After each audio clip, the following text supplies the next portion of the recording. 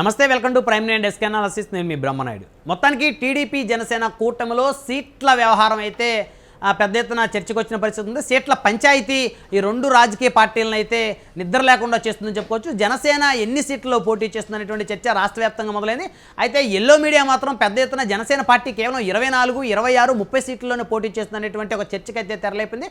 అయితే దీని మీద జనసైనికులు అయితే పెద్ద ఎత్తున అటు ఎల్లో మీడియా మీద, తెలుగుదేశం మీద అయితే ఫైర్ అవుతున్న పరిస్థితులు కనపడతా ఉన్నాయి. మొత్తానికి ఏదేమైనప్పటికీ కూడా జనసేన టీడీపీ అలయన్స్లో ప్రత్యేకించి జనసేన ఎన్ని స్థానాలు పోటీ చేస్తుంది, ప్రత్యేకించి కాపు సామాజిక వర్గానికి ఎన్ని సీట్లని ఈ కూటమి కేటాయిస్తుంది అనేటువంటి దాని మీద అయితే సర్వత్రా ఆసక్తి నెలకొన్న పరిస్థితి ఉంది. కాపు సామాజిక వర్గం ఆంధ్రప్రదేశ్లో అత్యంత బలమైనటువంటి సామాజిక వర్గం చెప్పొచ్చు.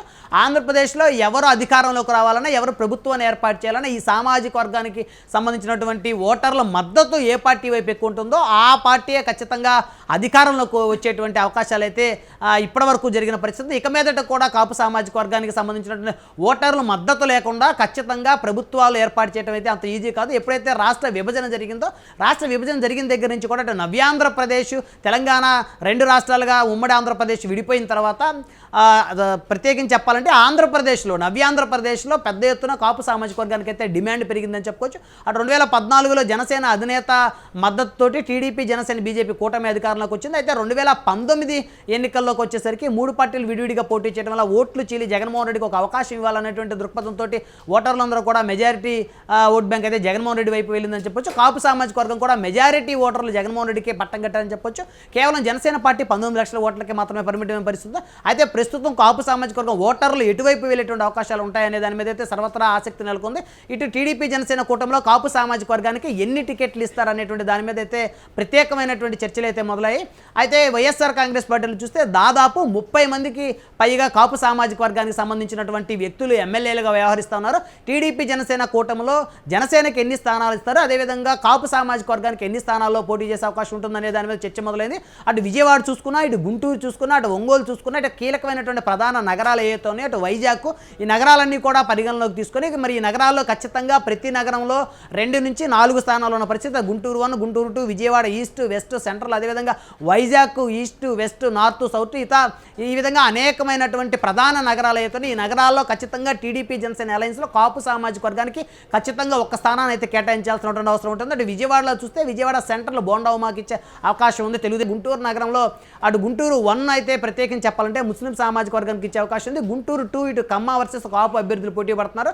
గుంటూరు 2లో చూస్తే ఇటు తెలుగుదేశం పార్టీకి, జనసేన పార్టీకి సంబంధించి డేగల ప్రభాకర్, అదేవిధంగా తులసి ధర్మచరణ్ లాంటి నేతలందరూ కూడా గుంటూరు 2 నుంచి టికెట్ ఇచ్చేటువంటి అవకాశం కనుక ఇస్తే ఇటు టీడీపీ ఇచ్చినా, జనసేన ఇచ్చినా పోటీ చేయడానికైతే ఈ తరహా నాయకులు అయితే సిద్ధంగా ఉన్న పరిస్థితి. వీరు వ్యాపారవేత్తలుగా కూడా ఉన్నారు.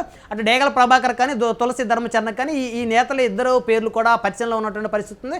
అదేవిధంగా విజయవాడలో మరి ఎవరికి టికెట్ ఇస్తారనే దాని మీద అయితే సందిగ్ధత నెలకొంది. విజయవాడ అంటే వంగవీటి మోహనరంగ అడ్డాగా చెప్పొచ్చు. అలాంటి వంగవీటి మోహనరంగ కుమారుడికి కనీసం విజయవాడ ఈస్ట్ టికెట్ కానీ, సెంట్రల్ టికెట్ కానీ తెలుగుదేశం, జనసేన కూటమిలో అయితే కేటాయిస్తారా లేదా అనేది అయితే ఒక ప్రశ్నార్థకంగా మారింది. అదేవిధంగా అటు వైజాగ్ చూసుకున్నా కూడా వైజాగ్ ఈస్ట్, వెస్ట్, నార్త్, సౌత్లో కూడా ఖచ్చితంగా కాపు సామాజిక వర్గానికి ఒక టికెట్ ఇవ్వాల్సిన పరిస్థితి అయితే తప్పనిసరి. అంటే టీడీపీ, జనసేన కూటమిలో ఒకవేళ జనసేన పార్టీకి 30 నుంచి 40 స్థానాలు కట్టబెట్టినప్పటికీ కూడా ఈ ప్రధానమైనటువంటి నగరాలు ఏవైతే ఉన్నాయో, ఈ ప్రధానమైనటువంటి నగరాల్లో కాపు సామాజిక వర్గం ఓటు బ్యాంకు బలమైంది. అటు వైజాగ్ చూసుకున్నా, గుంటూరు చూసుకున్నా, విజయవాడ చూసుకున్నా, ఉమ్మడి పశ్చిమ గోదావరి, తూర్పు గోదావరి జిల్లాలు చూసుకున్నా ఈ సామాజిక వర్గానికైతే ఖచ్చితంగా ప్రధానంగా టికెట్లు కనుక కేటాయించకపోతే ఈ సామాజిక వర్గ ఓటు బ్యాంక్ ఏదైతే ఉందో ఈ కూటమికి అయితే ఖచ్చితంగా పూర్తి స్థాయిలో ట్రాన్స్ఫర్ అయ్యేటువంటి పరిస్థితి అయితే ఉండదు. అయితే మెజారిటీ టీడీపీ, జనసేన కూటమిలో కమ్మ సామాజిక వర్గానికి ఎక్కువ సీట్లు ఇస్తారనే మరొక చర్చ కూడా తెర మీదకి వస్తుంది. అయితే కాపు సామాజిక వర్గానికి సంబంధించిన అభ్యర్థులు కనుక టికెట్లు ఇవ్వకుండా కమ్మ సామాజిక వర్గానికి చెందిన అభ్యర్థులకే మెజారిటీ టికెట్లు కనుక ఇస్తే పూర్తి స్థాయిలో కాపు సామాజిక వర్గం ఓట్లు అయితే టీడీపీ, జనసేన కూటమికి ట్రాన్స్ఫర్ అయ్యే పరిస్థితి ఉంది. ఇటు జనసేన అధినేతను ముఖ్యమంత్రి అభ్యర్థిగా ప్రకటించకుండా కాపు సామాజిక వర్గానికి సంబంధించిన నేతల అభ్యర్థిత్వాన్ని పరిశీలించకుండా కనుక ఇష్టానుసారంగా కనుక టికెట్లు కేటాయిస్తే కాపు సామాజిక వర్గం ఓట్లు ఏవైతే ఉన్నాయో టీడీపీ, జనసేన కూటమికి అయితే ఖచ్చితంగా బదిలీ అవ్వవు అనేటువంటి అంశాన్ని అయితే పరిశీలకులు అయితే పెద్ద ఎత్తున తెర మీదకు తీసుకొస్తా ఉన్నారు.